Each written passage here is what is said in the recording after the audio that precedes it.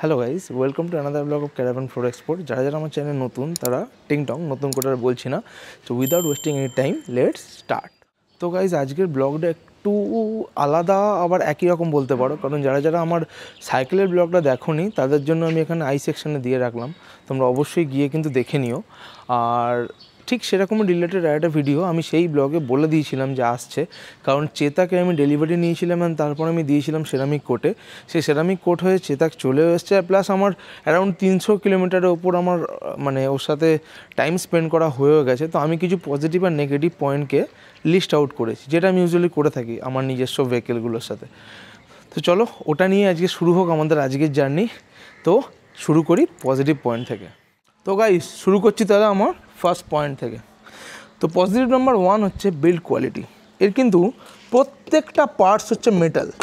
এখানে দেখো, তোমরা যদি এখানে দেখো হেডলাইট হাউজিং, এটাও মেটাল, এই বডিও মেটাল, ইভেন এই মিরার কভার যেটা আছে না, এটাও কিন্তু মেটালের। মানে প্রতিটা পার্ট এখানে কিন্তু মেটালের। খুব কম মানে এইখানে কিছু কিছু ফাইবার পার্টস আছে যেগুলো হয়তো আমি মানে 2-3% কনসিডার করবো, আদারওয়াইজ কিন্তু পুরো বিল্ড কোয়ালিটি হচ্ছে ফুল মেটাল বডি। যারা যারা একটু ভারী কিছু চালাতে পছন্দ করো, রয়্যাল এনফিল্ড বা একটু ভারী কিছু, তাদের কিন্তু খুবই ভালো লাগবে। এটা কিন্তু মানে বেস্ট কমিউটার, কারণ তোমাদের সেই ফিলটা আছে, মানে রাইডিং ফিল যেটা আছে সেটা কিন্তু আছে। ঠিক আছে, নেক্সট পয়েন্টে আসছি, সেটা হচ্ছে পিক আপ। এর কিন্তু পিক আপটা অসাধারণ। মানে আমি এখন চালিয়ে দেখাতে পারবো না, সেটা আমার কাছে গোপ্রো মাউন্টও নেই যে আমি দেখাবো, বাট এর পিক আপ কিন্তু লিটারালি দারুণ। এর দুটো মোড আছে, একটা হচ্ছে ইকো মোড, একটা স্পোর্টস মোড, সেটা আমি পরের ব্লগে আসবো, আমি আজকে ওটা নিয়ে ডিটেলে যাচ্ছি না। বাট এর ইকো মোডে মানে তোমার মানে ইন সিটি তোমরা যদি রাইড করো যথেষ্ট ভালো, মানে একদমই মানে তোমার মনে হবে না যে কোনো কারণে আন্ডার পাওয়ার বা আসছে না সেরকম পাওয়ার। স্পোর্টস মোডটা হ্যাঁ অবভিয়াসলি তুমি জাস্ট ক্লিক মানে একটা জাস্ট এরকম কানটা মুড়লেই বেরিয়ে যাচ্ছে, তো এটা একটা আলাদা ভাইব দেয়। বা স্পোর্টস মোডে কিন্তু লিটারালি অনেকটাই পাওয়ার, মানে মানে যারা যারা স্কুটি চালিয়ে অভ্যস্ত তাদের জন্য কিন্তু অনেকটা বেটার লাগবে পাওয়ার। তো এবারে আসছি পয়েন্ট নাম্বার 3, সেটা হচ্ছে হেডলাইট। দেখাচ্ছি তোমাদেরকে, দেখো এটা হচ্ছে লো বিম জ্বালাচ্ছি একবার, এইটা হচ্ছে লো বিম আর এইটা হচ্ছে হাই বিম। মানে এতটাই পাওয়ারফুল যে আমার রাতে কোনো লাইটের প্রয়োজনই হয় না এক্সট্রা। মানে অন্য সময় কি হতো, কোনো স্কুটি বা বাইকের ক্ষেত্রে কি একটু রাত্রিবেলা অসুবিধে হয়, কোনো খুব ডার্ক স্পটে চলে এলে কিন্তু একটু প্রবলেম হয়, কিন্তু এই স্কুটিটার ক্ষেত্রে আমি ফিল করেছি লাইট কিন্তু মোর দ্যান এনাফ। লিটারেলি আমি নর্মালি বলি না, বাট এর হেডলাইট কিন্তু খুবই পাওয়ারফুল। তো নেক্সট পয়েন্টে আসছি হচ্ছে সিট কমফর্ট। সিট কমফর্ট যদি তোমরা এটা দেখো, এখান থেকে সিটটার এখানে লেন্থ হচ্ছে অ্যারাউন্ড 2.5 ফুটের কাছাকাছি, মানে যেটা অনেকটা, মানে এটা যারা মানে চেতাক ওন করছে বা যারা শোরুমে দেখেছো তারা অনেকটা বুঝতে পারবে। মানে মোটামুটি রাইডারের জায়গা হচ্ছে এতটা, পিলিয়নের জায়গা মোটামুটি এতটা, তারপরেও কিন্তু এতখানি স্পেস থেকে যায়, যেটা কিন্তু মানে থার্ড পার্সনেও তুমি কিন্তু মানে এমার্জেন্সি সিচুয়েশানে, আমি রেকমেন্ড করবো না, বাট এমার্জেন্সি সিচুয়েশানে তোমরা নিয়ে যেতে পারো। ঠিক আছে, এটা একটা প্রভিশন রয়েছে। আর সিট কমফর্ট দারুণ, মানে সিটের কুশনিংও খুবই ভালো, মানে সিরিয়ালি মানে সিটটা আর কি অ্যাকচুয়ালি ভালোই বানিয়েছে ওরা, যেটাতে তোমাদের কমফর্টের কোনো ইস্যু কিন্তু হবে না। তো পয়েন্ট নাম্বার 5-এ আসি, সেটা হচ্ছে স্টোরেজ। আমি তোমাদের ফার্স্টে আগে এই স্টোরেজটা দেখাই। এখানে একটা স্টোরেজ আছে এর নিচে, যেখানে আমার একটা জলের বোতল ছিল। তো এখানে তোমরা অন্য কিছু তোমাদের পার্টস, তোমাদের অন্য কিছু তোমাদের কোনো মেটেরিয়াল যদি থাকে মোটামুটি একটু ছোট সাইজের জন্য সেটা রাখতে পারো। প্লাস এখানে একটা চার্জিং সকেট আছে, যেটা ফাস্ট চার্জার 18 ওয়াটের। প্লাস এখানে ফোনের একটা চার্জ, মানে যেটা চার্জ দেবে সেটাকে হোল্ড করার জন্য একটা বেল্ট, একটা জায়গাও আছে কিন্তু এখানে। ঠিক আছে, লিটারালি বেশ ভালো ম্যানেজ করেছে, ওয়েল ম্যানেজ। আর এখানে টুল বক্সটা আছে এদের, আমি সেটাও দেখিয়ে দিচ্ছি, এই যে অ্যালান কিস টুল বক্সটা আছে। আর একটা স্টোরেজ আছে এর পেছনে, সেটা আমি দেখাচ্ছি, সেটা হচ্ছে এইটা। এটা কিন্তু অনেকটা স্টোরেজ, মানে লিটারালি এটা আমার চার্জার, এটা আমি পরে আসছি এই পয়েন্টটা। এটা অনেকটা স্টোরেজ, এখানে কিন্তু পুরো একটা মানে ফুল ফেস হেলমেট রাখার পরেও কিন্তু অনেকখানি স্পেস থাকে, প্লাস এখানটা লাইটও আছে। এটা কিন্তু খুব ভালো ফিচার, কারণ এতখানি স্টোরেজ কিন্তু নর্মালি সব স্কুটারে কিন্তু পাওয়া যায় না, এটা খুব ভালো জিনিস। আর চার্জারের আমি জাস্ট একবার পয়েন্টটা দেখিয়ে দিই, কিন্তু 3 pin point, plane 3 pin point, মানে যাদের ল্যাপটপ চার্জার যেটা আছে সেরকমই চার্জার, আলাদা করে কিছু কিন্তু অন্যরকম পয়েন্ট নেই যে ওয়াল মাউন্ট করতে হবে বা কিছু, এটা কিন্তু রেগুলার কনভেনশনাল চার্জার। তো পয়েন্ট নাম্বার 6-এ আসছি এবার, সেটা হচ্ছে চার্জিং টাইম। এটা অনেকের কোয়ারি থাকতে পারে যে কতক্ষণে ফুল চার্জ হচ্ছে, বা ফুল চার্জ হলে সেটা রেঞ্জ, আমি এখন কথা বলবো না, রেঞ্জ নিয়ে আমি একটু পরে আসছি। বাট চার্জিং টাইমটা নিয়ে বলি, অ্যারাউন্ড 3.5 ঘন্টা থেকে 3.25 ঘন্টার মধ্যে ফুল চার্জ হয়ে যায় 0 to 100। এবার আমার কোনো দিনও 0 হয়নি, বাট বাট আমি টেস্ট করেছি 10 থেকে 100 আমার 3 ঘন্টা 10-15 মিনিটে হয়ে গেছে।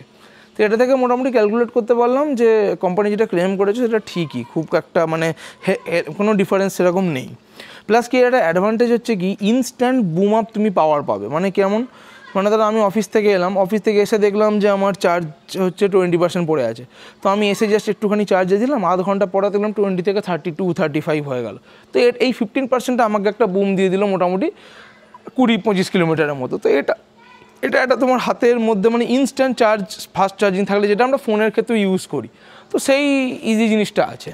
এই সমস্ত পজিটিভ পয়েন্টগুলোই আমি ফিল করেছি এই কদিনে।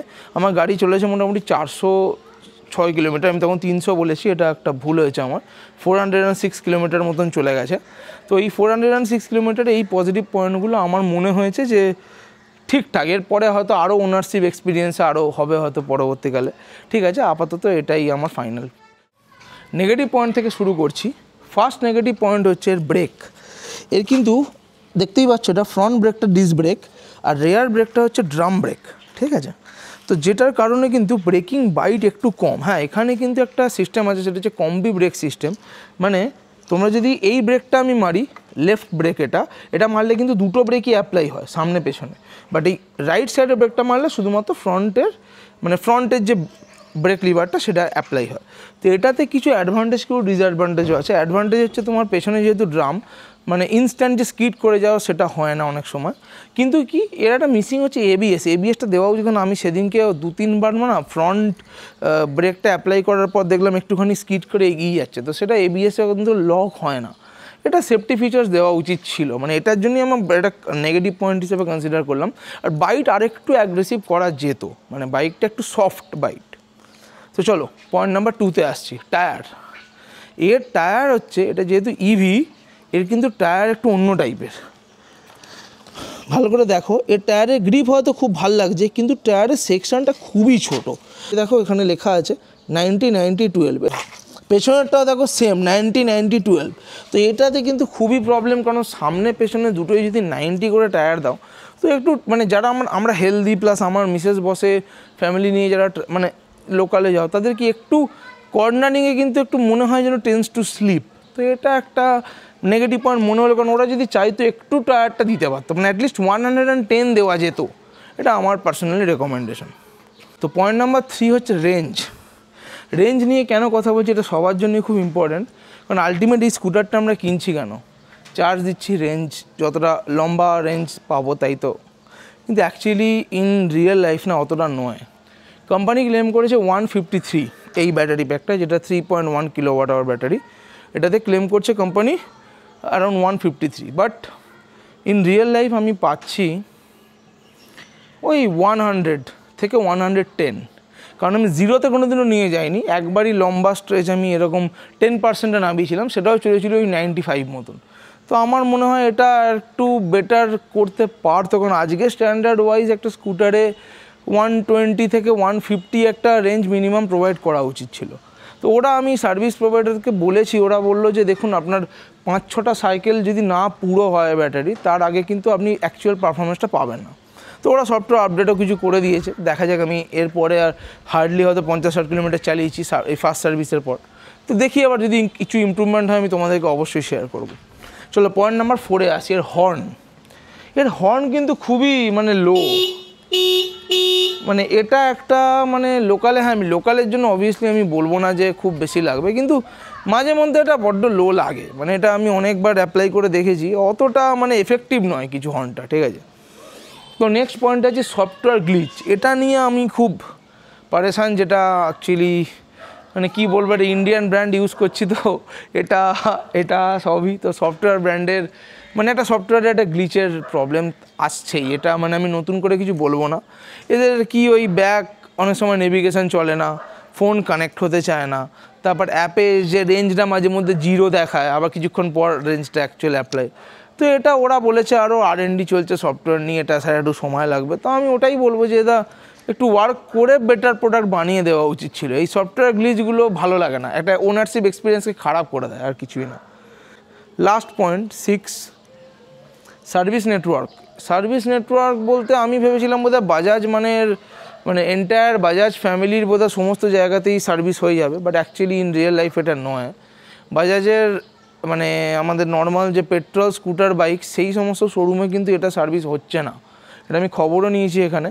মানে তাদের কাছে টেকনিশিয়ান কিন্তু অত স্কিল্ড নেই, তাদের কাছে তুমি যেতে পারবে, তোমরা মানে সার্ভিস অপ্ট করতে পারবে, কিন্তু অ্যাকচুয়াল তোমার যে সলিউশন দরকার সেটা কিন্তু পাবে না। সেই সমস্ত সফটওয়্যার এক্সপিরিয়েন্স, তারপর টেকনিশিয়ান বলে না হাইলি টেকনিক্যাল, তারা কিন্তু ওই হ্যাঁ যাদের অনেক বড় ডিলারশিপ, যাদের আলাদা ইভি সেকশন আছে তাদেরটা পারবে, আদারওয়াইজ কিন্তু মানে টেকনিক্যালি খুব মানে সাউন্ড লোকজনকে পাওয়া খুব মুশকিল।